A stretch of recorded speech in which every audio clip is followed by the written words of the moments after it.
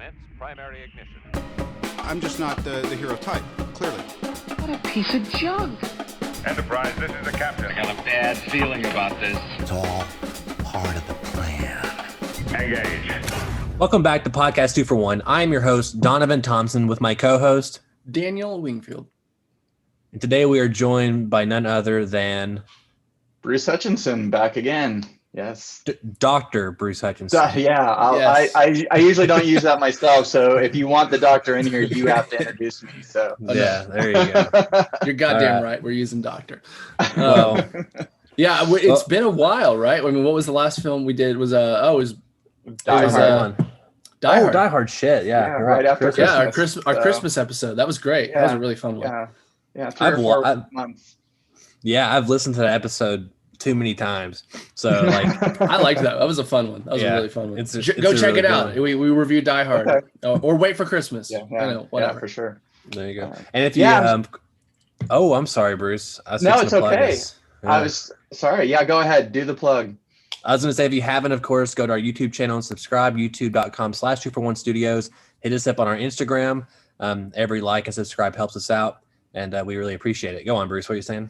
Yeah, I'm just sad that I haven't been back sooner. We were trying to do like once a month, but life just kind of interfered there in the spring. Yeah. Hopefully, the world seems to be returning to some normalcy. In the near future, at least. So maybe we can be a little more consistent going forward. I kind of feel also, that. I am vaccinated, so I'm halfway through. I get my second one in like 2 weeks. So next time we do this, I'm totally fine going back to the studio. There you go. Yeah. If that's all you want. Yeah. As soon as Donovan has recovered as well, I know he hurt his back a while back, so we've been doing this way as well to take care of him. Yep. Anyway, guys, we were talking the Bourne identity. I know it's been shuffled around a couple times what movie we're going to talk about, and then we kind of landed on that one. We've got a list though. We had quite a few a list. We do have a list. We do have a list. And this movie is 18 years old now. It's a full adult years old, basically. Right. It can vote, but it can't. No, it can go to war too. It can't buy alcohol. They can't buy alcohol. Yeah, I guess it can drink. It just can't buy alcohol. There we go. There you go. And it's directed by Doug Liman and written by Tony Gilroy and William Blake Herron. My dad was a huge fan of these movies, and I was quite young when they come out, and I enjoyed them, but I think at the time they were a little complicated for me as a young kid. I was probably 9 or 10 when they were coming out, and they felt complicated at the time. I don't think so much anymore, but I know we've talked about a few of the different movies in class over the years, and I want us to break down the whole movie, but real quick, general impressions. How do you guys feel about the movie 18 years later? Go ahead, Bruce. I still like it a lot. It was definitely a movie that I watched a lot as just, kind of those pleasure action movies that I would return to over and over again. I think it holds up pretty well. I'm a big spy movie fan. Of course, we talked about Atomic Blonde last year, I guess. Maybe it was the year before. Wow. I don't even know anymore. It was 2020. Okay, good. It was. Yeah, and so, it's a little unfortunate, maybe we will talk about some of the later movies. I thought it, in terms of being like a possible franchise to compete with Bond, Bourne seemed like it could be that movie. And the first one is great. And I like the next two as well, but it never really seemed to take off in terms of kind of becoming that. Of course, Bond, those budgets are huge and everything. And this was going to always be a slightly smaller scale, but just like smart, fun action movies.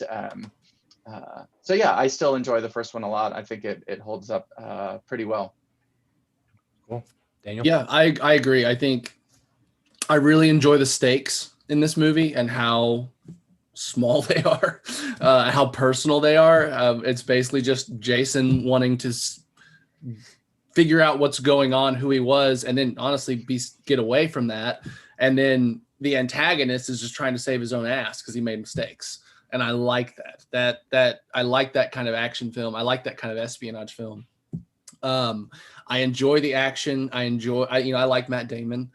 And I think he does a good, like, it's so weird. It's like, I don't remember watching this and thinking, oh, he's young, or like, I feel like I already knew Matt Damon at that point, but I'm like, man, he's so young in this film. He's so scrawny. But I think he does a great job. Like I said, I like the action. I forgot Clive Owen was in it. And like, there's just these little things that I think are it flows well. I feel like the cause and effect gets kicked off and just kind of takes you to the end really well. Yeah, I really enjoy it still. Yeah. Again, my dad really liked these movies a lot, and it was always something he looked forward to. And honestly, this might surprise you guys. I was never a huge fan of the Bourne movies, and I still enjoyed pieces of them and stuff. And I've rewatched them multiple times over the years, and I watched the whole franchise over the last week to kind of prep for this. And my opinion is still kind of the same. Like, I still enjoy pieces of it, and I can look at it and see how people like it and stuff, but it's not something that I'm ever like, man, I just love the Bourne franchise. Like, I just love what they're doing with it. And but looking at the first movie by itself, I think it's a solid movie. I think it's, I like Matt Damon in it. I'm glad that I like him in other things, and it's cool to see him in a role like that. And they have some really good supporting characters, like you said, Clive Owen, and I can't think the actor's name, but the guy who is basically the head honcho guy who his main antagonist. Yeah, the guy not the Treadstone guy, but the guy above him. Can't think of his name. The main guy in 2. Yes, I love that actor, and I love the Treadstone actor guy too. And they're both great, and I do enjoy it. It's just not something that I can just constantly go back to, like a John Wick or The Matrix or some that kind of action movie. Oh, those are both Keanu movies. That's weird. But and some of my other thoughts I have on it, I can save to the end because I think it kind of encompasses some of the just problems I have with this movie, and also with almost every movie, actually, with the whole franchise. Anyway, let's kind of start talking about the movie and kind of breaking it down. I don't think this one's as complicated as some of the other ones because it's so action focused, and so it's kind of easier to talk about in a lot of ways, and it's kind of straightforward. It's really interesting. It does have one kind of twist to it, which we'll get to in terms of kind of the middle of the movie. It has a unique middle act structure, which we'll get to when we get to that. And it's kind of something that I think proves the rule for the approach that I take, and that we've discussed on the podcast, in terms of whether we have sequences or acts, that we have sort of these equal section. We have, let's say, 10 to 15 minute long sequences or 30-minute long acts. There's something a little unique going on with Bourne that I'll talk about when we get to Act 2. That's awesome. And if this is one of those scripts that if people listening to it or watching the video, you can download the script. I will say that the version that I found and the one that I shared with them it's a little different. And that happens, of course, during pre-production or even before shooting. So I was doing some research. Just, this is relevant. Apparently the ending changed many times during production. Yes. Yeah. It was in flux the whole time. So that makes total sense why, the ending here isn't up to date, because they were probably writing it the night before, some of it. Oh, I'm kind sure. Of stuff, Yeah. And especially with action movies, like they can, you get in there and the space is different than the writer had, or X, Y, and Z. You can't blow up a car on this certain day or whatever. And so it changes things, of course, also, did you guys, not to put you guys on the spot, you guys said you didn't read the script, or you did read the script? I did not read the script. Okay. I got through most of it. Yeah.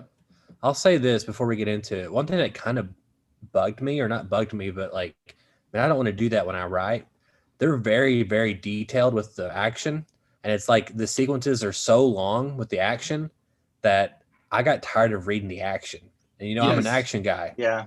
Because it felt and there was things that was, story focused that helped you like know about Bourne's character. But I was like, man, if you write an action sequence, either A, in my head, like you needed to write insert action sequence as a writer, or B, you need to at least do description. But the action scene needs to be like 2-3 minutes and not 6-7 pages or something. So well, and I think there's something interesting there because I agree, and maybe we say this as the maybe part of the end discussion. I don't know, but they're very he describes the action movement for movement almost like in perfect detail. Like he's telling you exactly what happens, exactly where Bourne goes, does this, does that, which is in some ways opposite to what the action is in the film, where it's these quick cuts, shaky camera, like he's punching, but where exactly did he hit him? Somewhere in there, or like for example, with the guards in the Zurich Park, when we really got our first action scene.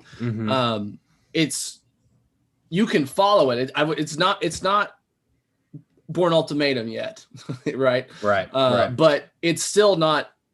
Like it doesn't feel necessarily like what for one it's definitely not. There's some distinct differences between the action scenes in the script in terms of how bloody they are and violent they are. It's much more that way in the script than it is in the film.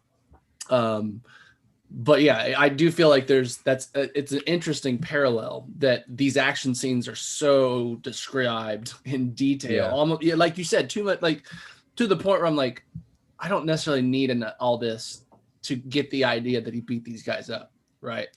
Yeah, I will say, I will kind of add a little antidote is that the way the writers tackle it in the script is that they're basically trying to tell you, they're trying to tell the reader Jason's headspace or Jason's skill set through the action. That it doesn't really, it comes across much differently on camera because it's so quick and you're realizing that, oh, he's like a trained expert versus in the script, it's much more slowed down and trying to tell you something about his character. So maybe that's more for the directors and those kind of people. So maybe I'm being a little too harsh on it. But and there's things I really want to talk about at the end here. But let's get into the opening of the movie. So we know that it starts off on a boat, and Jason Bourne is floating upon sea, and he's saved. And it kind of kicks off our movie, right? He has amnesia, and he's got 2 bullet holes in the back. And the question of all movie characters of all time, who am I? So, and we start our journey. Yeah. It's a pretty slow opening. It takes us a while to even get him awake. Or really the action to even start really kicking off, really once they get to the shore. That was something I noticed on my rewatch. It's just like that. I don't recall this being quite as gradual, I guess. Yeah. Bruce, what do you think about this first? It does take a little bit of time, but I think one of the things about the Bourne franchise is it has this reputation that Daniel's sort of referring to, especially with the second 2 and Paul Greengrass directing, where it's like crazy action and this crazy camera and all this stuff. But the movies are still more, I don't want to say cerebral because they're still action movies, but they like you were saying, Donovan, I think that they are playing at being a little smarter than the average action movie. And so actually there's a lot of places where the movies, where all of them and this one too are a little slower, where they take time to set up plot, to set up intrigue. It's not like we get a whole bunch of character development necessarily, but they're a little more willing to kind of take their time to set things up, and I think that's what's going on here. This question of who Bourne is, it doesn't just drive the first movie; it drives all of the movies basically. Which is my problem with them all. So let me just sorry, go ahead. So when you get to the franchise, but for this one, because of that, I think it takes its time sort of setting up that question and really sort of making it clear, that this is going to be an important aspect of this movie. And let me just say, that was not a critical thing. I think that's the reason I enjoy this series more than maybe some action films, is because I feel like we get these small moments to connect to the characters. And so I feel like I really connect with Bourne and Marie in this one, which I think makes 2 even more impactful, how that one starts off. And I think that's part of the reason I really like the series is those slow moments, is the willingness to slow down and not rush into the next action sequence. Yeah. Let's just kind of, I think it might be easier since it's kind of a simple movie. Instead of going through beat for beat what happens, we can do that. But let's talk about either Bruce, either you have it in sequences or acts, the first act or whatever, and kind of hit the end point, and we can talk about what happens through that act and as we go through there. Yeah, so I've got a real typical 30-minute first act, basically 29 minutes, and climaxes with Bourne escaping the embassy. That's sort of our big, action set piece that kind of is the climax of the act. It doesn't quite end there. I think Bourne getting a ride from Marie, and then Conklin activating all of the agents, right? Because that's what's going to drive, kind of, especially Act Two, is that there's going to be multiple people coming after him, and because of the power of the CIA, the police, wherever they go, seem to automatically know that they're on the run and are immediately after them, right? So I think that escape, getting the ride with Marie, Conklin sending all the agents, that kind of wraps up Act One, and then Act Two is going to start, as Bourne and Marie are heading to Paris. So right, yeah. So I like. Sorry, go ahead. Go for it. No, go for it. Go for it. I like this act. I think it. I feel like it's very tight in terms of we begin with him finding the which I think the script says he pulls that little laser thing out of his ass. I didn't realize it was his ass. I don't think when I was watching it. Maybe in the movie it's his hip. Okay, that's what I thought. I was like, was it in his butt?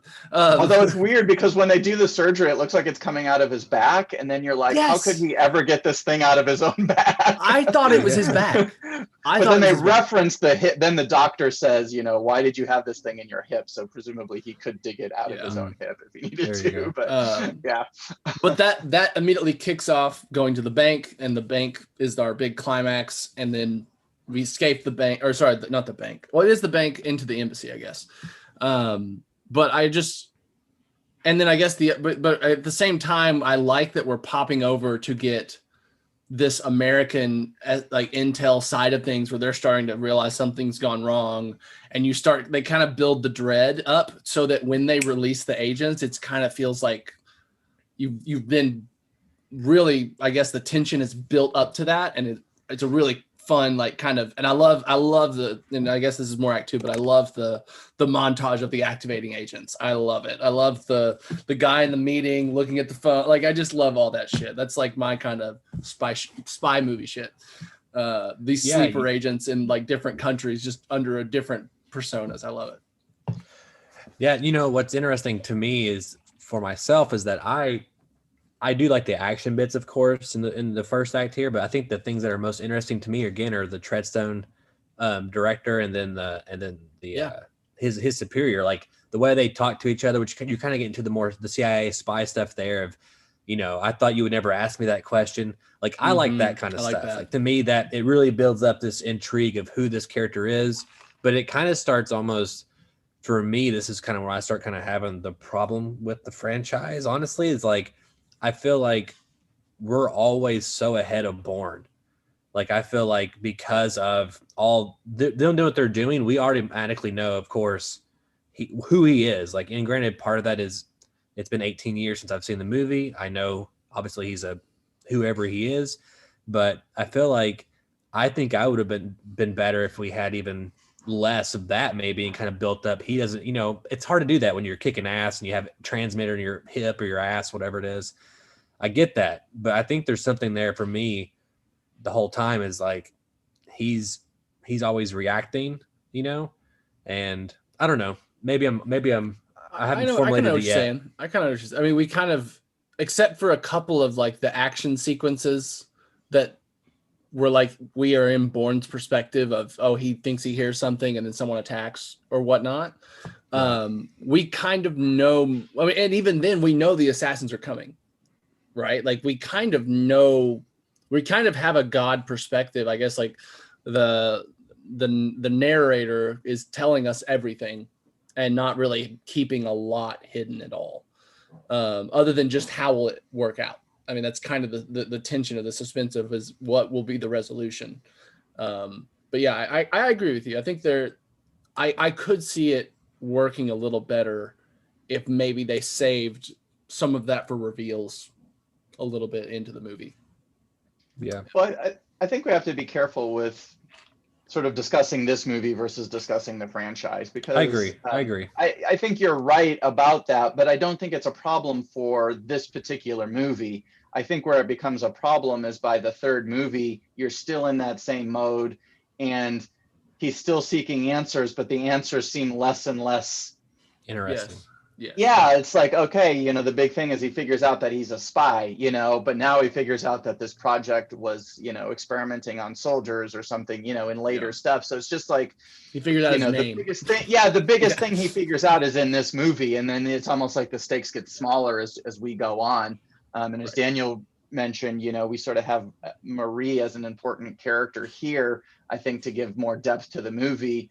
Later on, he has Julia Stiles' character kind of as an ally, but overall, he seems more on his own and sort of less people involved with him. So the stakes don't seem as high and the questions seem smaller. So, but again, that's two separate things, right? Sure. I agree with that. I agree with that. I agree with that. I think, I just haven't pegged it yet. And I was feeling this way in this movie. And maybe, again, that's what I was saying. Maybe it's because I have the foresight of what's coming ahead. But there's something there. I haven't quite pegged it yet. I will say there is one thing that I don't like about this movie. And it's funny that you mentioned the scenes with Abbott and Conklin, who are Brian Cox and Chris Cooper, by the way, are two fantastic actors. So the cast is great all the way through. But I honestly, I've always felt like the stuff with the CIA sort of in Conklin's little area always felt very low budget. It does. Yeah. It felt like they ran out of money and then had to shoot all of this stuff. And so, they've got this room kind of with some computers in it. And,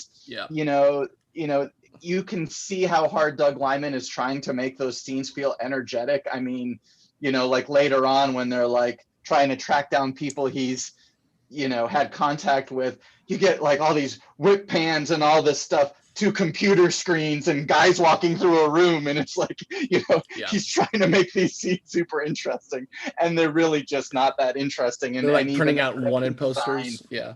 And the production design of The Office isn't especially exciting. No, I agree. Which is a shame because like Daniel, when they activate all the sleeper agents and we get all the on-screen graphics, I love that stuff. And I don't want to claim that this is like the first movie to ever do it, but I do feel like it was one of the first movies to sort of popularize this, like really using these graphical things on the screen to, like overhead maps that'll zoom in and then, the enhance. Oh my God. Yes. Enhance. He said enhance. Stuff, it was like, it was just like enhance. I was like, is this what began the trope? I wonder because he just said enhance and he just zooms in and it's a better picture now. Yeah. I think it was Star Trek or TNG enhanced. It probably was. But the Star original Trek, Blade Runner did that too. So. Oh, you're right. But in terms of just the on-screen graphics, where we're at and sort of really using those to be able to move around fast and make it feel very cool. It just, that does add to the excitement. So it's kind of disappointing then to have this, kind of low budget. It's probably pretty realistic actually, I mean, at least for the time, a CIA office where they're running spies probably was just a really boring room with some computers in it. But we expect a little bit more. I agree. And one thing that kind of struck me is like, I kind of forgot this movie doesn't feel like it, it feels like a classical Hollywood film in terms of like its, its plots and characters and that kind of stuff. And it's that stuff, but like the filmmaking behind it feels like a French film to me. It feels like, just the, feels like an indie film. It does. It feels like a high budget indie feel film. to it. Yeah, it does. Yeah, it does. Well, and it was, Doug Liman's first movie, I think, after Go, which was what put him on the map, was a super indie movie. And then, of course, the trend in Hollywood, he went from this indie movie to this bigger blockbuster type movie. Broad and indie sensibility, but kind of like with the ending, I think there was a lot of reports as to whether he was sort of overwhelmed with things or not or whatever. And I'm not saying he was, and he's he's a fine director, but yeah, there was a lot of like, there's a lot to handle, Yeah. I'm sorry for that little tangent, guys. Let's kind of let's get back to the act here. So, as you said, Daniel, he makes his way to the bank. Bourne does, and he finds his deposit box, of course, and it has all his identities. And the first one he sees is Jason Bourne, which kind of is one that he sticks with for the franchise, and happens to be also in Paris, where his name is on the hotel or whatever later, his apartment. So it works out that he finds that name ID first. Well, that's the one that's on top, and then the other ones are in the hidden compartment. You're right. Yeah. And of course, they recognize him, and he's trying to figure all this stuff out. You guys remind me, it's been a week since I watched these movies. Actually, fun fact, it took me 3 tries to finish The Bourne Identity. Like, it's yeah, it did. I watched it, and I was like, I had to keep stopping. I was like, man, so I don't know what it is about this. I think we're just figuring out that you're not a spy movie fan. Yeah, no, I think you like spy movies. You say you are, but you don't like Bond. You were not a fan of Atomic Blonde either, so maybe you need to look hard and long into your own soul there, Donovan, and see if you really are a spy movie fan. Yeah, I know. Hey, I've seen Tinker Tailor Soldier Spy, and that's a dry spy movie. Yeah, I haven't actually seen that. Yeah. It's I enjoy that one too, but it's Anyway, so after Daniel enlightened me, after the bank and the deposit box, what happens from there? I don't remember. I think that's when he is noticing that people are police. I guess. Oh no, that's what happens. The guy in the bank calls into the U.S. is like, Bourne was here. Then the police start chasing him, which makes him run into the embassy. And then the embassy eventually starts chasing him. And then okay. Well, I guess we missed the part. Do we miss the part where he's on the bench? I think it's really important. Oh, that's before the bank. Okay.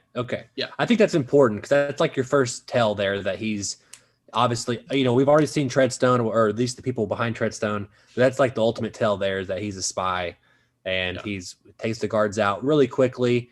And he's also even a character moment is that I think he puts the gun away because he's like scared of the gun, and no, he like disassembles it.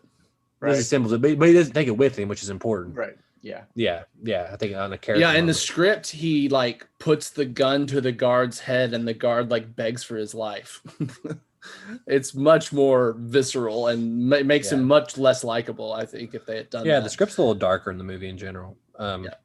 Yeah, but anyway, I thought that was just important. It's a little character thing. It's your first time seeing it. Yeah, bank. Yeah, deposit box, embassy. Okay. And I will say the like automatic like reaction thing to the guards, like putting his hand on his or sticking him with the nightstick, whatever. I've always loved that. I've always been like, that's so badass that he just does it without trying to, and like it's just like programmed into him that deeply.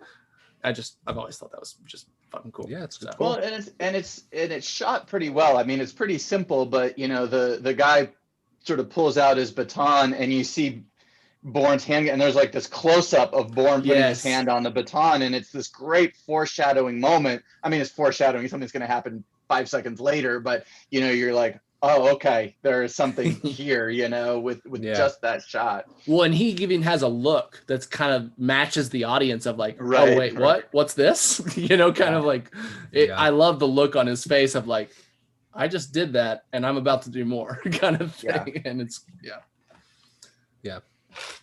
But so when you No, go ahead. No, I was jumping ahead. I was gonna say, honestly, we've basically described the act until we get to the end. There's not a lot of action here. You basically got the boat, and then once he gets off the boat, you've got the bank and the embassy, and then you've got sort of the climax where he meets Marie. In terms of action, and you compare it to other action movies like a Bond movie or Atomic Blonde that we've talked about, or John Wick, there's a lot less action. And really, other than the beating up of the police officers in the park, the only action is the set piece at the embassy. And he's mainly running. And then hanging. I mean, we have a pretty long scene of him hanging off the fire. I mean, again, the indie feeling of it, like we take that long just on a fire escape in a pretty simple location, there's a lot of tension there, and it's a pretty simple moment. For a lot of action films, it would have been much more dramatic and probably ridiculous what the tension point was. it's built a lot more around suspense, sort of what is Yeah. he going to do? How is he going to deal with this? And I've always enjoyed the embassy scene, and it reminds me a lot of Spy Games, which is another one of my favorite, Robert Redford, Yeah. Owen Wilson. Brad Pitt, directed Oh, by it's Tony Brad Pitt. Scott. Oh, Yeah. I said Owen Who did Wilson. you say? I said Owen Wilson. I meant Brad Oh. Pitt, though. I'm Yeah, sorry. Brad Pitt. I was They look the thinking. same. I mixed up I Spy for a second. Right. Yeah. Yeah, no, and Spy Games is another spy movie that's really concerned with spycraft, and so I think that and probably does it a lot better than this movie, because this movie's more an action movie, but I do like the spycraft elements of it. So I Yes. like the way he handles the embassy, the way he pulls Yes. comes off very Yes. easily, Yeah. but the map Yeah. off the wall, the way He he has the- grabs the radio, right? Yes. And it's all about being smart and getting out of the situation more than it is about running around shooting a bunch of people. And I Yes. enjoy that in spy movies. I mean, you have to have a balance. Of course, you also want, the fights and that kind of stuff. But I really enjoy sort of the smartness of that scene and the way in which he Yes. gets out of the embassy. No, And that I do is feel that. like. Sorry, go Oh, I'm ahead. sorry. Well, I was gonna say, I think that's where I get the most enjoyment of the franchise, is seeing how they take everyday situations and objects and that kind of stuff, and had some what people in a real situation in a fight would do. Use everything you possibly can to win. Yes. And that's the thing Yeah. I enjoy about the most. And exactly when he grabs the map and he's looking at it and listening in, to me, that's like the coolest part of the embassy, is that one moment there. And they're all running the opposite direction he is. And he's walking. He's so smart Right. about it. And I really actually appreciate the restrained the way they do the action. I appreciate that we don't just get agent, spy versus spy fights, or him taking down a bunch of Right. guards constantly. I like, because again, getting into the second act now, the first spy versus spy fight in his Paris apartment is Yeah. amazing. I love it. And I feel like what works so well about it is like the tension of, we know the spies, like all the agents have been called up. We've seen what he can do in the part. We know he's a good fighter. He's been running. He's on the run. And it's just kind of this almost like a release of finally getting to see him at his most violent, or his most, martial art expertist, whatever. And yeah, I like that we're just not kind of bombarded with that. And I feel like, because when we get them, they feel more significant and they feel more special and meaningful. Well, the stakes are being raised, and it's a good use of raising constantly the stakes of it all, and what's his livelihood and everything else. Before we get into that part of the assassins being called for, I do want to talk about Marie. Mm-hmm. We get a hint of her at the embassy where she's being denied, entry, and then we get, of course, when he lands right next to her vehicle, or he lit close to her vehicle outside. And then he ends up giving you, obviously you understand quickly that she's someone who's, a normal person. I say desperate for money, but $10,000 or $20,000 is good no matter who you are, I think. Yeah. And, even though, I like that he's looking at the sirens and she picks up on that. And what have you done? But then he's like, well, I'll just take it anywhere else. And you still get I'll still drive you. And I think it's a good way to put them together. And that little scene with her in the embassy is just enough to kind of set up her financial situation, and just that she's a person having bad luck lately. So Yeah, overall, I'm a fan of that character and the way it interacts with the movie. I like Franca Potente, who had been in Run Lola Run a few years before. So I like the fact that they cast a European actress for that, because we do have a lot of American actors, but the movie is taking place in Europe. So I like having her in there. And I think she's well handled. She's a smart, intelligent character, but also she makes what you might call dumb choices, but you understand them, right? I mean, first of all, there's an attraction, but second of all, as you learn more about her, and as like the Treadstone guys are like talking about how she's never been in one place for more than a few months, and then we find out that, I mean, we don't really know if he was married, but we assume she had an affair with a married man at some point. Like, you also get this sense that she's kind of an adventurer. She's a bit of a thrill seeker, so there are moments where she could have bowed out of this whole thing safely. and yet she doesn't, and I never question it, right? It just seems to fit. And of course her hair color and the costume design all fit into that as well. And so she is smart and intelligent, but she also, there's just a thrill to this thing that she seems like she doesn't want to leave behind, and she kind of wants to know how all this is going to play out, even if it's super dangerous, so yeah, I think she's a great character. I Well, really think like there's what. Go ahead. I'm sorry, Daniel. There's a little extra thing there of they're like, who is this person? And like, is she actually somebody that, he's in contact with? And that's Right. just, I think, a great little extra nugget there. So, Yeah. I was going to say, I really like what they do in their first kind of car ride that I think really solidifies who she is. Like the whole, he's like, you're the only person I know, and don't stop talking. It's relaxing. Like she feels needed. And that makes so much sense when you get all that. Again, it's kind of building a very realistic, flawed character that you like and is still someone you want to succeed. And, but I really like it. Just, you kind of have this, like, they're codependent on each other, but for different he like literally doesn't know, like has no resources or anywhere to go or whatever. And then she just, is, like you said, the thrill seeker, but also she's needed in a way that's like, probably makes her feel good or whatever. Yeah, I really like Marie as well. I think she's a very realistic character. Yeah. And she's another part of what makes this world feel so real, I think. Yeah. Yeah.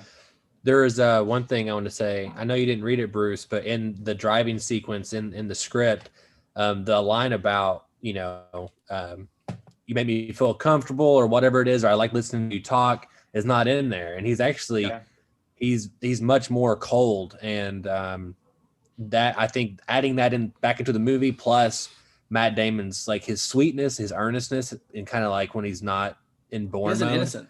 He has an innocence to him. Yeah. And it goes a long way in shaping that character for me in a good way. Yeah. So he activates the agents, Conklin does, and we kind of know trouble is on the way, right? And aren't they going, they're trekking across X, Y, and Z, but they're trying to get to Paris to get to his apartment, right? That's kind of where we're going to. Yes. Yeah. Because he has an address. Yeah, exactly. Yeah. And again, another great scene on the way that isn't, that's in the process is the diner scene. And like we said, like the talking about the badass stuff with Bourne, when he's like, when he rattles off that list of information, I know every driver's play out in the parking lot. I can tell you that guy over there can handle himself in a fight. I can tell you the red pickup is the best place to find a gun. Like that kind of stuff is like really cool. and again, it just kind of compounds the coolness and the mystique of his character. Yeah. Whenever someone, if the idea or the conversation of Bourne comes up ever, that line he delivers about knowing who to take out, that's the first thing I always think of when I think of the Bourne Identity is that diner sequence. And that's like, it's one of my favorite scenes in the whole franchise, actually. Yeah. And that's another sort of spycraft scene. Yeah. Yeah. It's really cool. Yes. It's really, really cool. Yeah. I told Daniel, that this movie is going to be like probably the easiest one we talk about because it's pretty straightforward in terms of what happens and just, cause and effect and X, Y, and Z. Yeah. Yeah. So I mean, the next big scene is getting to the apartment, and obviously the climax of that is the fight. But I think there's some good, again, that kind of slow building of the world and taking their time to get to the fight. That I like the housekeeper moment, them having to go along with it, and then looking through, just trying to find any clue of who he is or what he did or what he does. I really enjoyed that whole kind of I guess it's a big sequence. I really liked it. Yeah. So just to back up for a second, because Act 2 does have this sort of slightly unique structure that I was referring to earlier, and Daniel's actually kind of touching on sort of where that transition happens. Well, not exactly, but so this feels, I don't want to say old fashioned, but Act 2 is actually a normal, I want to say normal, but this movie has a 3-act structure in the sort of old Sid Field 3-act structure kind of approach, which is the middle act is actually a 60-minute middle act with kind of a midpoint, but no change in goal. And so we basically have goals that are driving a 60-minute act, which is, actually kind of unusual, but it's actually also kind of interesting because I think there's two goals going on for this movie for Bourne, right? Especially in the middle section. One is to figure out who he is, and the other one is to evade capture, right? Is to evade the agents that have been sent after him. So he has these two goals, and sort of the trick is how do you structure that, right? How do you take these two goals and kind of move between them or deal with them? And if you were going to do kind of our normal approach, the way we talk about it, where we would have 4 acts and you would have 2 middle acts, you'd have probably you'd have like a second act where he's trying to discover who he is, and then you'd have a third act where he's trying to evade capture, right? Problem with that is I don't think you could sustain a 30-minute act where he's trying to figure out who he is, right? Yeah. You just have 30 minutes of him investigating, and then after that you'd have 30 minutes of him running and fighting, right? It wouldn't really make any sense. So it's kind of interesting. We still have 2 goals as if they were an act 2 and an act 3 and a 4-act structure, but really it's just that they've taken the 2 goals and wedded them together, right? And then made one long act 2 where we bounce back and forth between those 2 goals. And if you look at the start of act 2, the first half a dozen scenes are all, driving to Paris, arriving in Paris, or driving to Paris, the diner, arriving in Paris, finding the apartment, looking around the apartment, calling the hotel, right? So the first 10 to 15 minutes of that act are all trying to figure out who he is. And then, he gets attacked by the first guy. And then the rest of that act is him trying to evade capture, right? And then we're actually going to see the repetition. We're going to kind of have a midpoint, and then we're going to have kind of the first half of the act be about him trying to figure out who he is. And then the second half of the act are, trying to figure out or trying to evade capture. So it just kind of bounces back and forth. It almost becomes a little bit of a sequence structure. It's just that they repeat, So you've got this 60 minutes of act 2, and it's just figure out who he is, evade capture, figure out who he is, evade capture, right? And then at the end of that, we launch into the final act. So it is an interesting kind of approach to, you can't actually have a 60-minute long act, but in this case, there's 2 goals that we're just intercutting between them. One thing that's also an extra layer that does change for this is that Marie's goal changes. Is that hers is to get to Paris to get the money. She ends up liking him. She goes upstairs, and then it becomes, that great moment. I think my favorite moments of her is she approaches the assassin, which we'll get to the fight in a second. She approaches the assassin as like, why do you have my picture? And then it becomes like, of course, after the fight, you can stay here or you don't. I don't know what the best idea is. And then she, of course, goes with him. But I think that's where she does have a kind of a change in a goal. Obviously, it's to, I guess, survive or to see it through, or to, I guess use what you could say, so. Yeah. Well, and I think, obviously they use the action in a smart way so that it doesn't feel as repetitive between the first half of the act and the second half of the act, because the assassin attacking them makes them get away. And then we get, I think a really fun car chase sequence that is, again, it's giving us really fun action and building. And I mean, the fight alone, I mean, the when he pulls out the pin, I'm like, okay, this is awesome. Like the pin thing is awesome. I mean, and he's just toying with him. It's like, it's just great. Like it just you just smile and you're like, fuck yeah. And then the car chase scene, I love. Again, we kind of have another moment where he's like, you should leave right now. You should get out right now. Like, so there's almost like another moment where Marie chooses again to stay with him. And then you get that great car. And again, they're like approaching and you're like, why would he even wait this long? Like they're going to trap him. And then but he's not worried.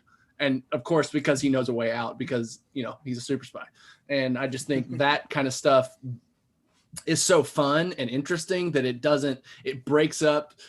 It doesn't feel like, oh, well, why are we asking the same questions again? Why is this happening again? Because that is enough to make sense. I guess it justifies them having to stop their search and put that on pause for a bit and then come back to it.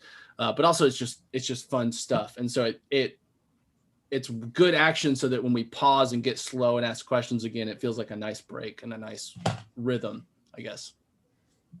Yeah. One thing I will say is about the car chase thing is I remember when the movie come out back in the day, 2002, and I remember people talking about the car chase then, about how cool and how good it was.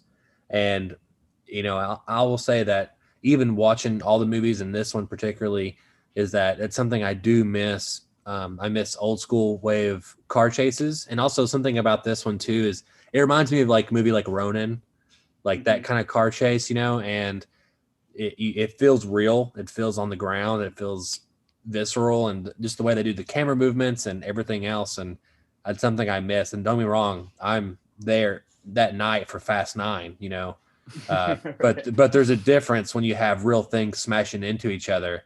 Yes. And it feels,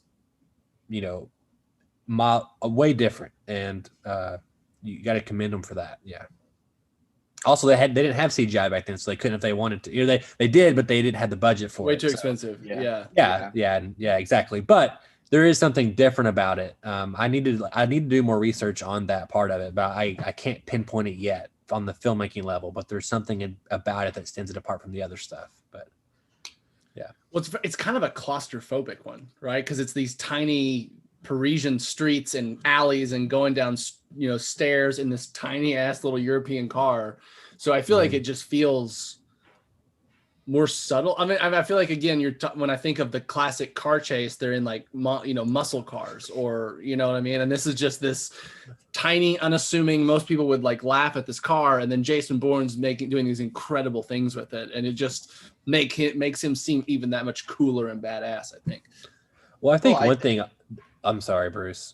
One little nugget is that I think it's like, this is like an American action movie, but it's that scene is maybe it's not an American action movie, but that scene's European, right? And in Paris.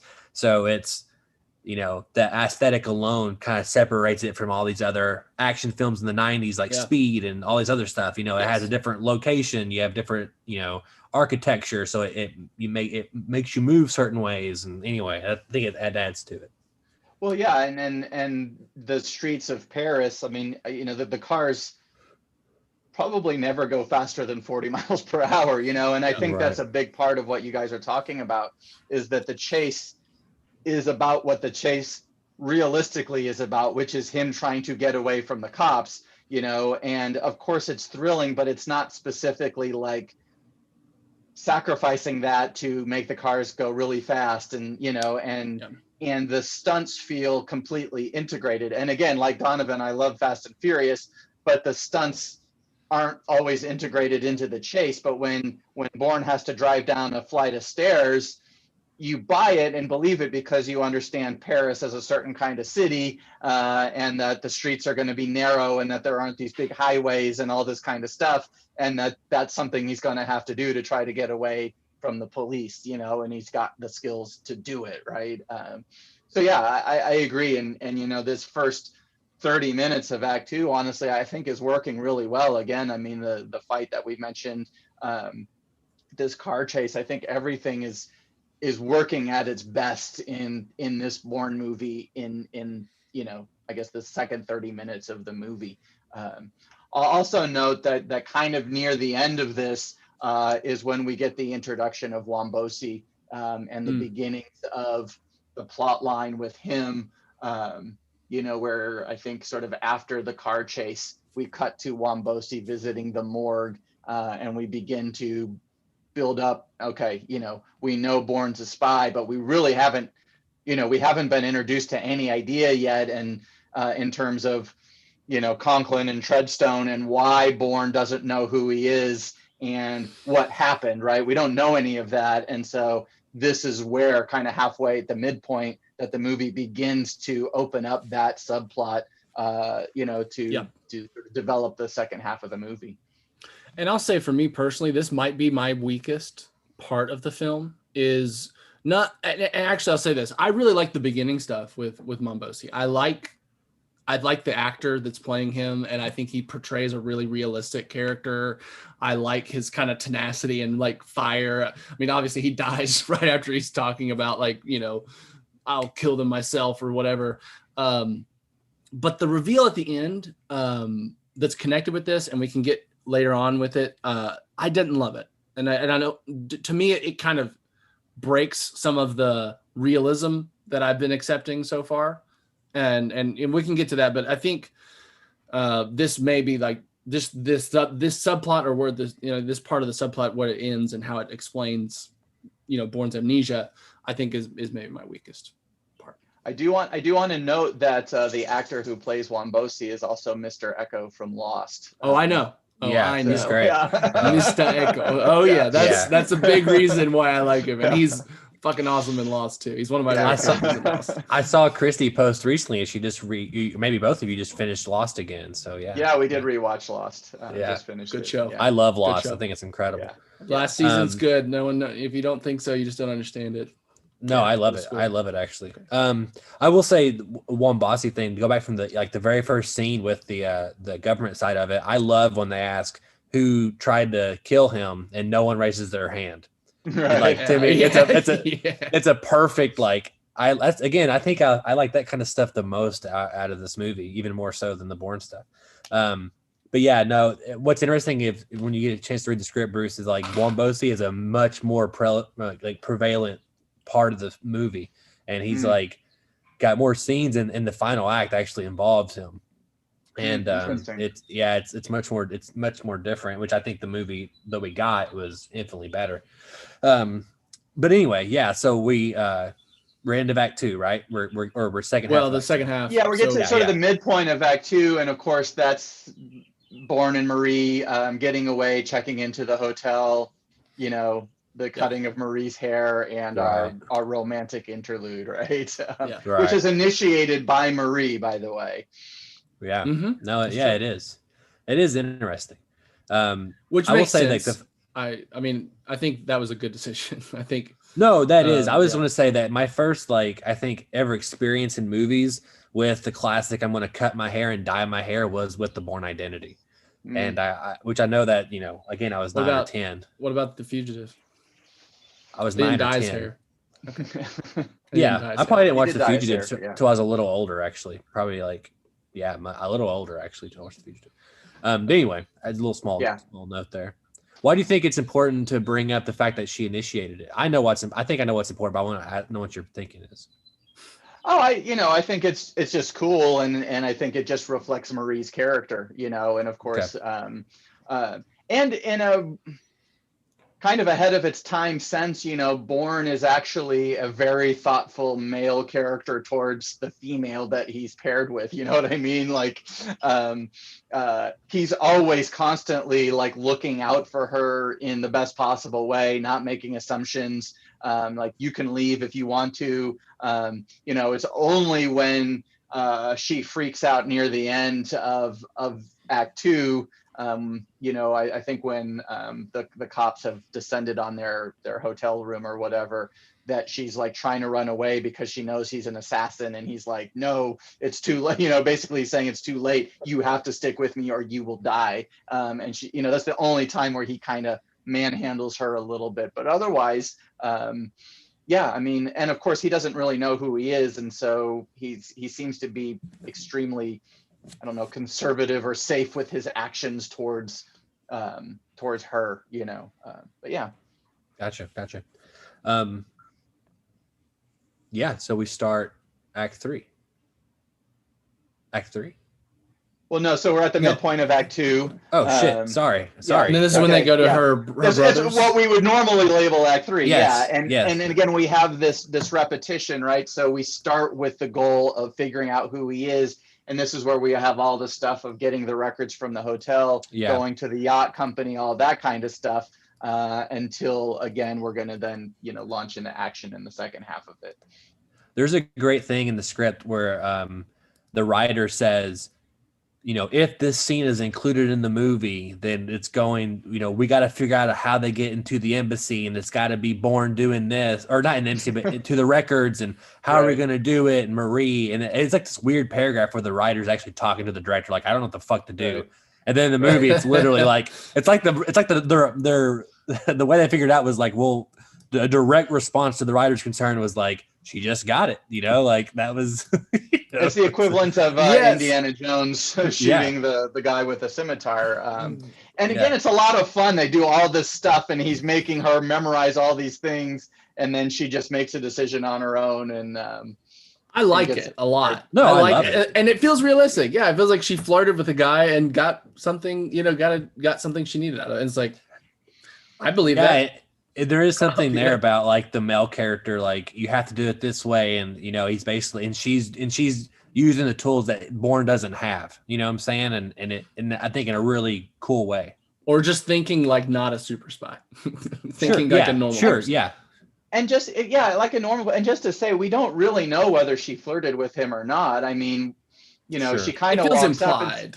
Up and, she smiles in a nice way, but when she comes out, she says, "I just told him I was."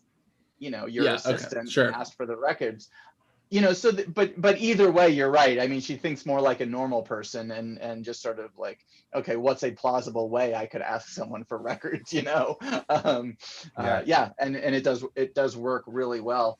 And then they go to the yacht company, and he discovers his connection to the yacht that Wombosi owns, and that's when he realizes that he's an assassin. So he's made a big step towards figuring out who he is, but obviously he still doesn't even know like who he works for or anything. He just knows he's an assassin, and he was supposed to kill Wombosi, right? And then we kind of start going from there. They take refuge at the French countryside, and her brothers, at her brother's, and no, I think it's her friend. It's not her brother, is it? Is it her brother?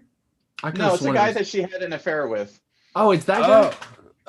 Oh, I didn't realize that. Why did I think it was her brother? I didn't catch that either. He's got kids there, and we're kind of. It's heavily implied. She never says it directly, but.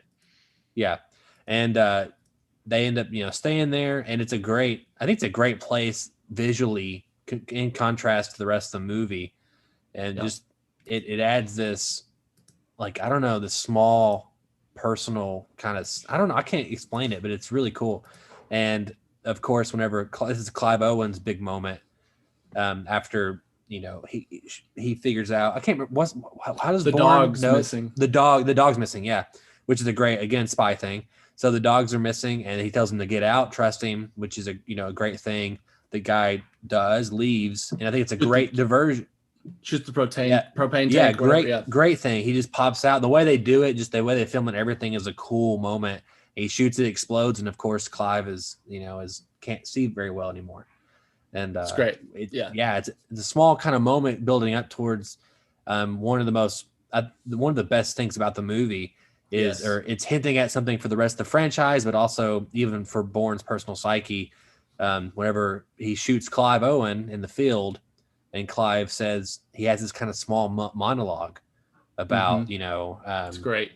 They did this to us, or, the headaches that Bourne's been mentioning the whole movie. And no, it's a great little moment. And again, there's sort of less action, from the midpoint to the end of the act, because, with this back and forth, in the first part we had, we have this goal of figuring out who he is, and then we're in the apartment, and then we get an action set piece with the fight with the first assassin. But then we get a second action set piece at the end of that with the car chase, right? And so we kind of have two in the first half of Act 2, right?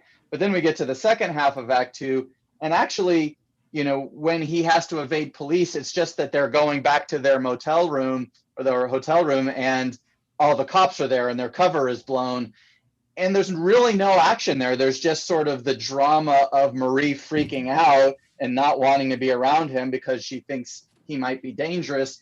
He convinces her to come with her, and she's the one who comes up with going to Eamon's house. They go there. So really, we only have the one action set piece with Clive Owen at the end, and it's a relatively suspenseful one. They don't have a big, fight or anything. It's all about movement and smarts and who's where, and again, it's really clever.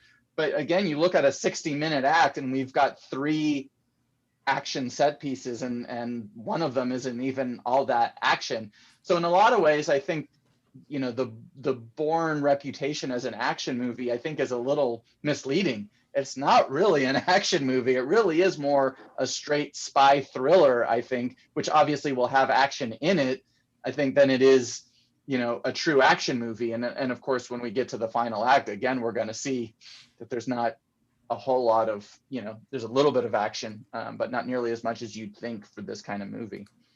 Right. 100%. Yeah, exactly. I think I'd forgotten, even, kind of hinting, I guess, at the third act, how it resolved. I was even because I've probably seen the Supremacy and Ultimatum more recently than Identity, and so I can still remember how some of those, like the final action set pieces, and those are pretty big, or comparatively. But I was like, wait, how does this even? I'm just like, and then I couldn't even remember what like the room looked like or anything. Yeah. But it is a pretty. Again, I think you're right, Bruce. I think there's a really good argument for saying action isn't quite accurate for the genre, because in any other action film, you would have got something much more grandiose at the end, I think, than what we got. Yeah. Yeah. So then we go into this final act, and by the way, it's only 20 minutes long. It's a really short, fast act, where he, after he kills the professor, he sends Marie off with Eamon, and then, he calls Conklin, and, and again, in classic, almost any kind of movie fashion, the final act is about the confrontation between the protagonist and the antagonist. And so far, Bourne has not met Conklin, really doesn't even know who Conklin is. But if I remember correctly, I guess he's got the professor, he's got Clive Owen's phone, I think, and that's how he knows to call Conklin, I guess, and, tells him that he finds out the name Treadstone, right, from Clive. Okay. That's where he gets the name Treadstone. Yeah. And I think that's also a part of what starts figuring out who these people are. And that's where I think he finds the address and stuff like that, I think. Yeah. So he calls Conklin and he sets up this meeting. Right. And then of course he goes and again, in true spycraft fashion, he tells him to meet him on the Pont Neuf Bridge and of course sees that, he's got agents everywhere and doesn't show up, and then follows, right, if I remember correctly, follows Conklin back to the little safe house or headquarters that Nikki is trying to clean up and get, and then we have the final confrontation. So it all happens pretty compressed and pretty quickly, and then this confrontation is purely psychological, in nature, right? I mean, there's no action between him and Conklin. There's just a little action at the end when sort of the other sort of agents come in and he, jumps off the sort of through the staircase with the dead body and everything. Mm-hmm. Yeah, that's like the moment in the movie. Also, it's like, damn, that would hurt so bad landing on that ground. When he lays there for a second, you're like, whoo, It's also completely unnecessary because there's only one person left with a gun, and this is Jason Bourne. And instead of just like taking them out, I love it, but I don't need your logic right now. The solution is to smash this body until the banister falls, ride it down like 5 flights of 5 floors, and shoot the guy on the way down, which is great, but it's like completely not necessary. It's definitely a trailer moment for sure. Like that's the moment you show at the end of the trailer, like what, we didn't really talk about Nikki too much. I'm not sure there's a whole lot to say other than she's barely there in this one. Yeah, she kind of appears more later, but Yeah, I liked a lot, just when Conklin, when he asked Conklin, are you Treadstone? What is Treadstone? He's like, have you lost like your fucking mind? Or are you off Yeah, your I like the rocker? confrontation. Yeah, I like I how like him Conklin, trying to kind of like boot camp him, yeah, almost I do like too. trying to just get him to respond to like direct harsh orders again. This is I'll bring up what I said before. For me, the reveal that he didn't shoot Mombosi because his kids were there, that's hard for me to buy based on his like who he's like this super, like I'm sure he's killed around children before in his career up to this point, kind of thing, right? Like I can't remember, did the later movies, is this his first mission? Is that This is like his I can't remember if that 33rd. revealed. I think he's like done like 33 confirmed kills or something, or 23 or something like Okay, that. so not his first mission, right? That part to me felt a little like it works because it's kind of this emotional moment and it makes him likable. And you're like, oh, like maybe he was always this nice guy even before the amnesia, but I don't know what happened. I guess the amnesia fixed, I don't know. To me, it just feels a little bit cliche too. I feel like it feels a little bit like, I don't know. It feels a little surface level maybe for the reveal of why he ended up getting shot. I think what I know what you're saying, and I kind of agree with you. I think it and his relationship with Marie and just the way he kind of treats her and everything else, it seems like to me it implies he was wanting to get out even before that moment, and that was kind of the final trigger. I'm not saying they do a good job of elaborating on that, and they kind of do some things in some of the later movies that kind of show you that it wasn't his choice. Or it implied that it wasn't, like basically it's not his choice. So he's like kind of brainwashed or whatever. Well, kind of. I mean, we can get to that later, but yeah, I think it's what they're trying to say is that it's the impression I got maybe is that he wanted out beforehand. I mean, yeah, he's been programmed, and later on we have this stuff with the the pills and all that in other movies. But sure, you're right. It is a bit cliche, but at the same time, to me, it works in the movie. I mean, I don't have any reason to think that necessarily he'd be assassinating people who had kids, in their lap or anything like that. Sure. It's not even to say that he wasn't willing to kill Wombosi because he had kids. It's that when he finally got his moment, Wombosi's kids were literally asleep in his lap. But also, we have this, the whole movie depends on these characters sort of fighting against or rebelling against the programming of Treadstone, and for Bourne, this is the moment where he kind of breaks, where he's sort of like, I don't know if I want to do this, or at least I'm not going to do it in this particular moment. And then he gets shot and dumped overboard and gets amnesia. And that's what allows him to have to sort of question everything. So, I buy it. It's just a trigger, right? It's a triggering moment to allow everything else to happen. And then also through the actions, I mean, you could think all day long. Jason Bourne before the shooting knows who he's working for, what they're capable of. But then now that he doesn't know who he's working for, and he gets to experience the nature of the government trying to kill you when I'm saying that definitely adds to like, oh, I'm more expendable than I maybe thought I was. So, or at least that you can look at yourself that way too. So I see it. It didn't bother me too much. I think honestly, the thing that went through my head was like, oh, Bourne, you should be smarter. Like you knew, like, why didn't you know the kids were with him? Like that's what I thought honestly when I saw it, but which is like the opposite reaction you had. It just felt a little sloppy compared to everything else we've seen from Bourne, I guess. Or a little bit just like, but he's like been programmed. What happened to the programming, I guess. But I agree with you. It works enough. It doesn't bother me enough that I feel frustrated. It's just kind of like, okay.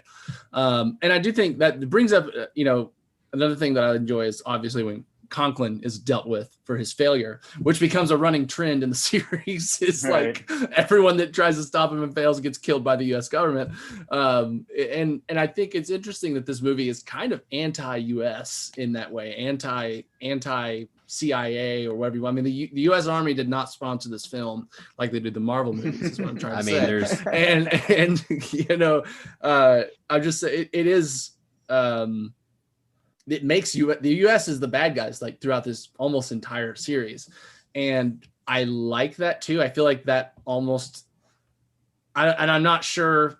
I'm not well versed in enough in like the espionage or the other kinds of films that came before this, but this kind of feels like a more realistic version of the USA than we get in maybe a lot of other spy or things like that. It just feels like this feels real world. This feels like if this actually happened, if the USA really had a Treadstone, and it probably has in different versions through the CIA, through the 70s and 80s and, you know, all that kind of stuff. And so 100%. It feels like, and if this got sloppy, this is exactly how they handle it. They would clean it up, make sure there's nothing that draws it back to them, and whoever fails gets killed by the superior officer. Yeah, I don't think there's anything in that. I you know, that surprises me or anything. And no. Think, yeah, I but mean, it like feels it's different. It feels like a change in, like, I don't know, maybe this was happening prior to these movies.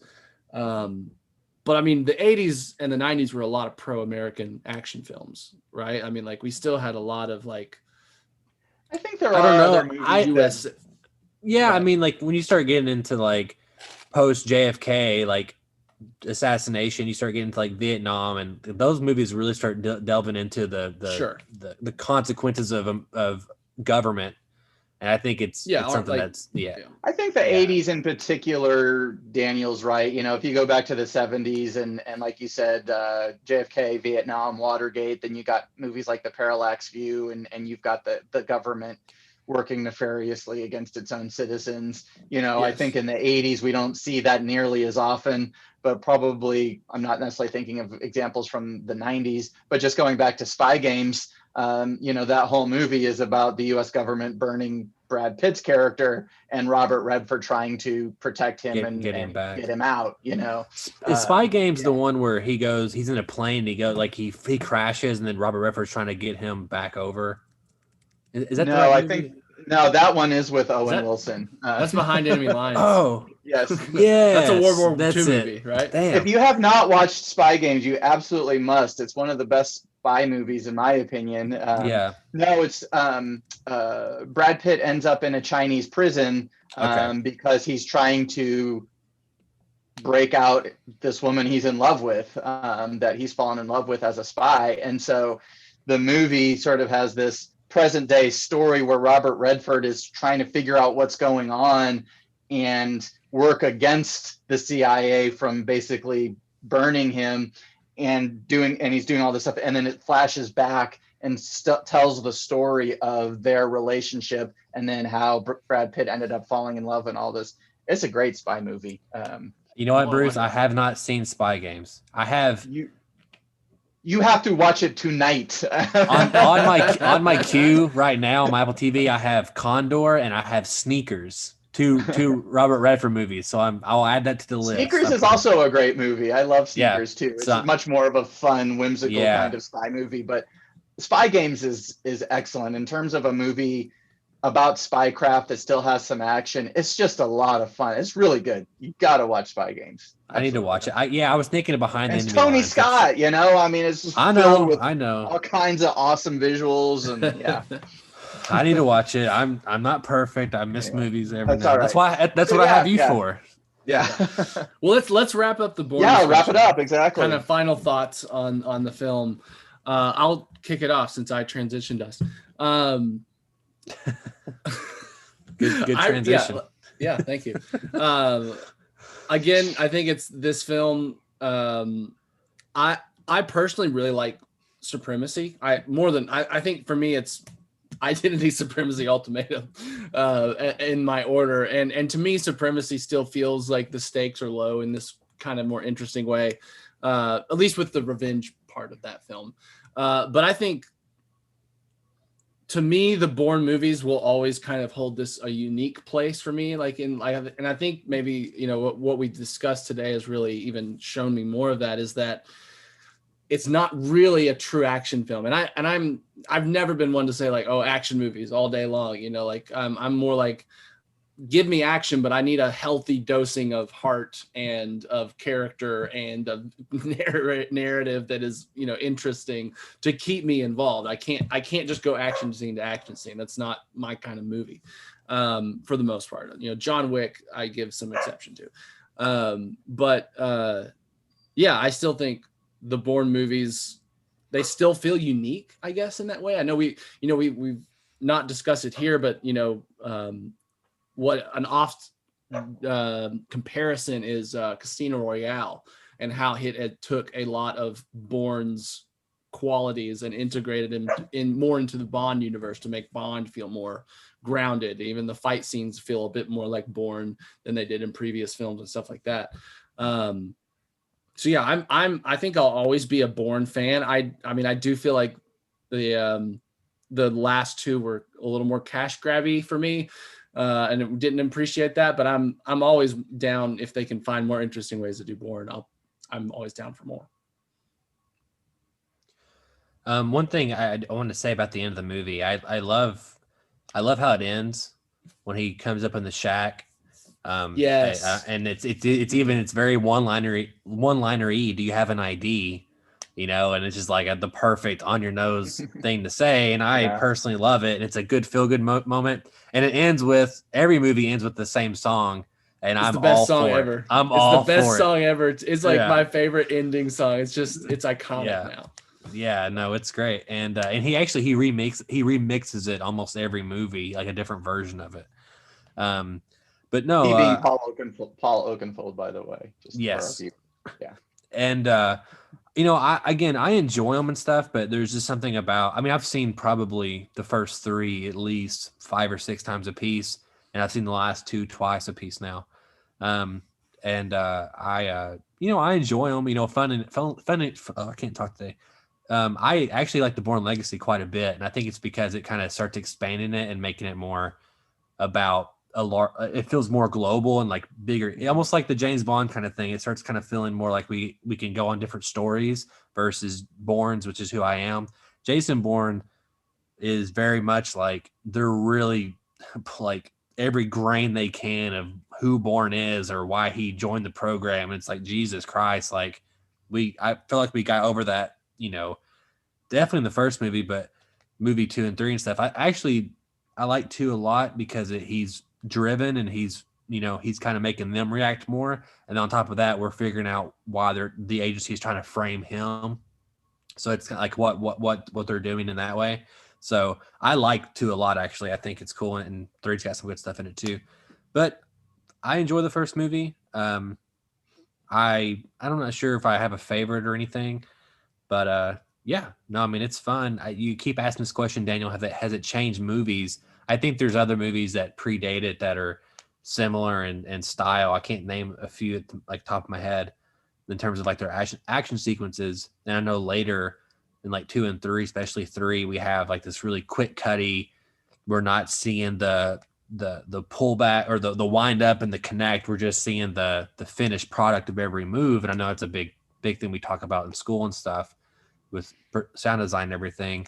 I think it obviously movies try to replicate that because it's in a lot of ways, and they typically fail because the action is either just not as thought out, or it's just they don't have a strong enough story to support that. A good example is like Taken 3, when you have him jump over a fence and it's like literally 37 cuts and 3 seconds or something crazy like that.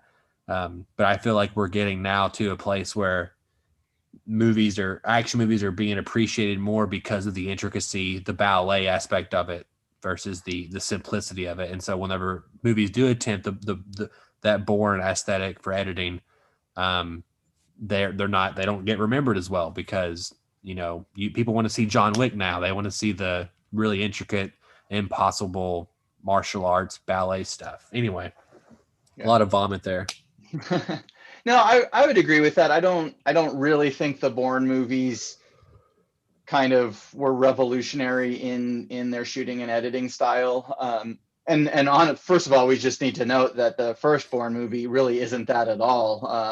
Directed by Doug Liman. I mean, other than the fight in the Paris apartment, is kind of the only one that gets a little bit of like shoot it from a bunch of different angles and get a little choppy with it.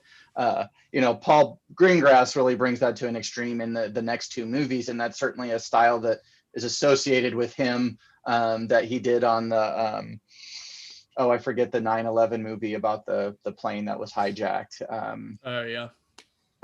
He did it on that movie Flight too. something. I can't remember the flight number though. I should. It's American history, but anyway, so I think that's associated with him, and I think that those movies actually got pointed to as almost the culmination of that style rather than the start of that style. Because honestly, you can go back to like Michael Bay movies, and the movie that always comes to my mind is The Rock, which is very much shot in that style. There's a car chase in The Rock that has, I don't think a shot lasts more than 1 second, and you literally have no idea where any of the cars are. It's just a bunch of flashes of cars. And that movie came out in 1996, so that's 7 years before The Bourne Identity, almost 10 years before, Supremacy and Ultimatum. So, so I don't think the style was new. I think maybe, if anything, the style just, had sort of reached a point where people were starting to get a little tired of it. Not to say that it didn't extend, a while afterwards, but I agree with Donovan. I think we've actually seen kind of a move away from that. I think now we almost associate that with sort of B-level directors, making action movies, and that the movies like John Wick, are much more choreographed. And that's part of why those movies are now so popular, is because, even regardless of what you guys thought about Atomic Blonde, the same kind of people, the same kind of style there, right? So for me, Bourne was just always, again, kind of that melding of action and spy thriller that just felt a little unique. It inhabited a space where, it wasn't the John Le Carre, sort of very thoughtful, almost no action kind of spy movie, but it wasn't the Bond movie where, huge budget, almost all action. It had a kind of one foot in each world. And I think that's why I've always enjoyed them. Not that they're amazing movies necessarily, they're good movies that maybe occupy a unique niche, that maybe no other movies during that time were really filling. Yeah. I will say there's one thing that I think the Bourne movies at least popularized that has carried on really well, and you kind of mentioned it with Casino Royale, is the idea of you're taking the action, or at least the things like the pen, like you're bringing it down to a realistic, or trying to bring it down to a realistic level. And then I think that tone or that idea, that is what carried over to Casino Royale, where you have like a real life Bond versus Pierce Brosnan doing, whatever, which I love Pierce Brosnan's Bond. So I think that's what carried over. And then funny enough, those movies end up going more back into classic Bond as they got older. But things like that, like I still see that idea even in John Wick later, of like, even though John Wick is a lot of gung fu, there is still this idea of we're going to use the environment and realistic kind of stuff like that. That to me is the thing that has carried over, at least that it popularized. That's what carried over to me that I could still see in movies today, is that idea. Well, that's interesting that you mentioned that, because that also goes back to the influence of video games on movies, and specifically like in Bond movies, or Bond video games, the old what was the GoldenEye. old sort of We had GoldenEye for N64. Yeah, GoldenEye. And you would you would shoot things that would explode, and you would and then of course a lot of other video games, you'd use the environment in that, not necessarily at the level of detail of a pen, but that you could use the environment that way. And then you started seeing it in the movies, right? So in Bourne Identity and Casino Royale, in both of them, we have characters blowing up a propane tank in order to either distract their opponent or get away or whatever, so it is kind of interesting the way those, video games influence movies, video games influence movies, and you have all that happening with those style movies. If you're ever being chased by zombies, though, you got to look for the red propane tank on your field, in the game. It's like, oh, there it is, boom, and then you're done. Right. But yeah.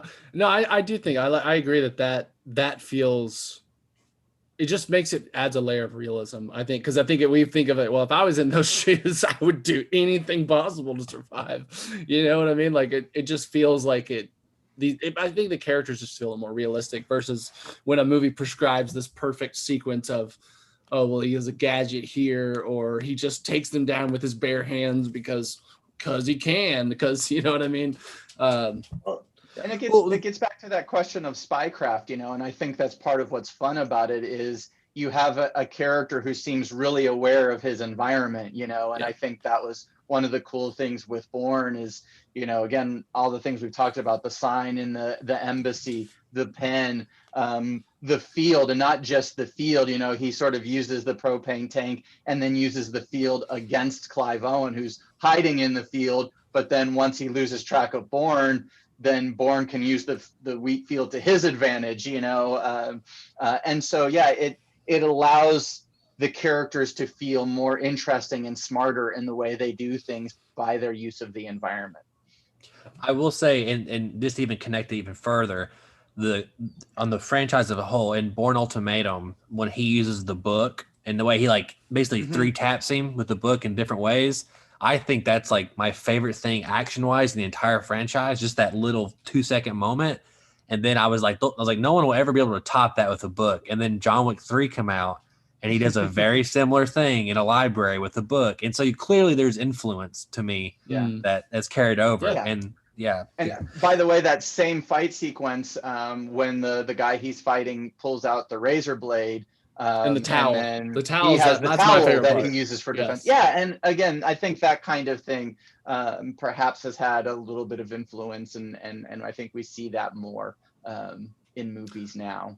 Yeah, I mean, I think there's even some I think of like the elevator scene in Captain America, the Winter Soldier, and I feel like these just kind of using anything I know in that movie it's almost very similar. He's like doing pulling different people's like gadgets and doing stuff like that when he's taking them down or connecting them together or whatever he's doing.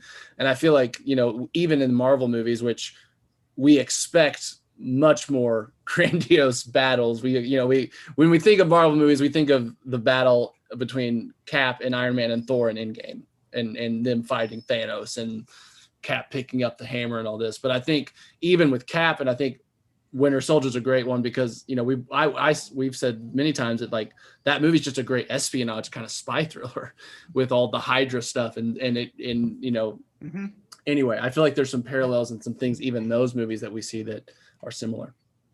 Yeah, I mean, it's a spy thriller with the blockbuster paint thrown all over it. It's much more sure, of course. It's much more like the tropes of spy stuff in that movie versus like true obviously Bourne's way more. And one of their big influences, the Russo brothers, is Condor, which I brought up earlier.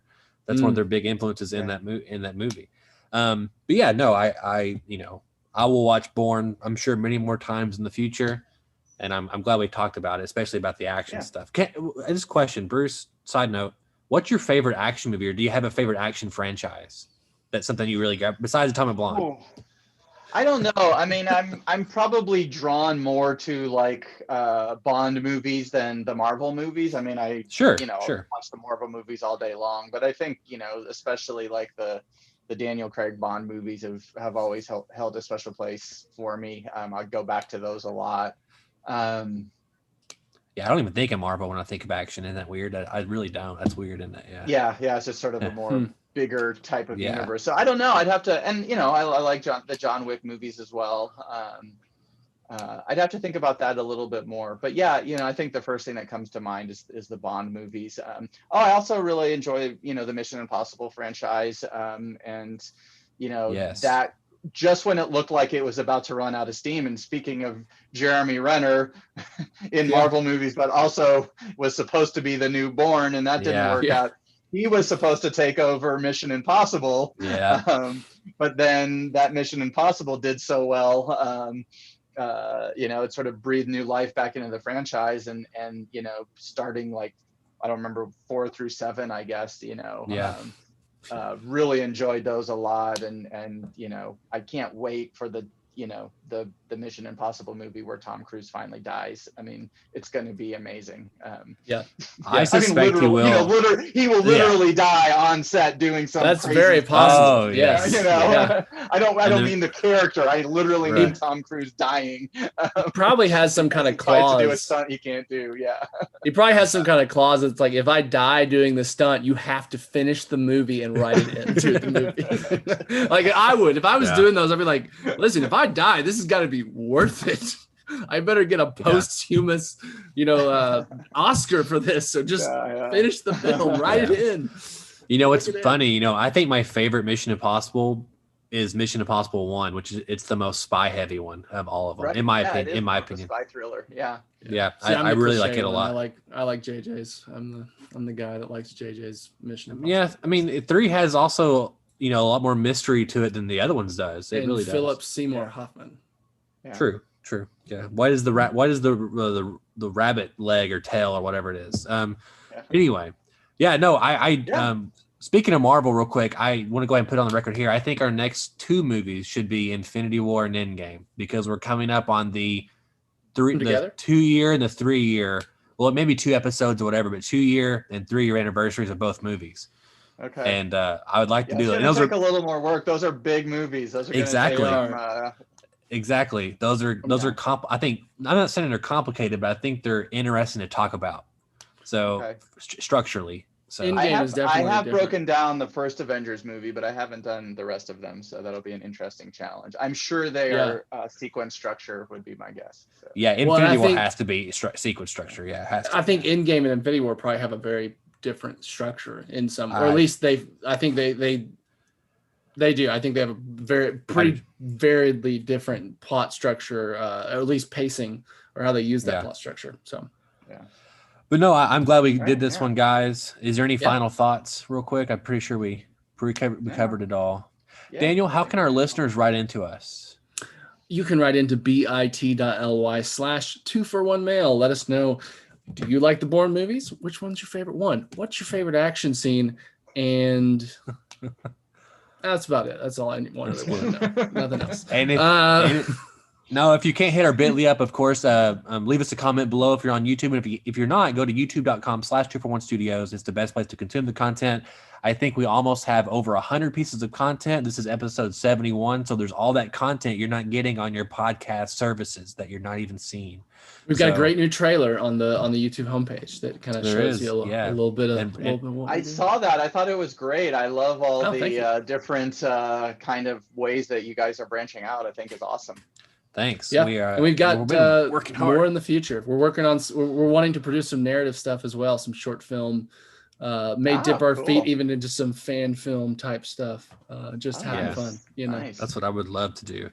Well, I know I'll anyway, be back before then, but make sure you get me on the 100th episode. I'm requesting now to be on the 100th Done. podcast episode. I was planning on it, so we're Awesome. getting we're getting there. We're getting close. We might need. We need to do at some point is have like. I would love to have like several guests on for some kind of. Well, I'd special planned episode on. at some point. I would That be love really to like fun. snap people in. That's what I was thinking about There you doing. go. There you That would go. be cool. Yeah, that'd be Yeah. fun. Like we snap Matt in, we're like, oh fuck, we snap Matt back out real quick, and that's Matt's cameo. That's what I'm. Exactly. Yeah. That's what I'm That's thinking. exactly right. Yeah. Yeah. Anyway, guys, thank you again, Bruce, so much. My name is Donovan Thompson, I'm Daniel Wingfield. And I'm Dr. Bruce Hutchinson. Damn and right. we and we have spoken.